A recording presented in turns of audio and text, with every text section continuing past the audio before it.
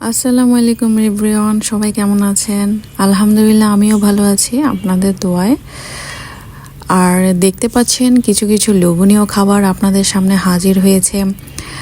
আসলে আমাদের বাসায় গেস্ট আসবে, তাই আম্মু অনেক মজার মজার খাবার তৈরি করেছে, অনেক কষ্ট করে তৈরি করেছে। গরমে গেস্টের জন্য কী কী খাবারের মেনু আছে তাই দেরি না করে জলদি বলে ফেলে কী কী ছিল। সেই লোভনীয় খাবারগুলোর মধ্যে হচ্ছে মাছের কাবাব, তারপরে হচ্ছে মাছ ভুনা পেঁয়াজ দিয়ে, এটা তো আমার কাছে সেই একটা তরকারি মনে হয়।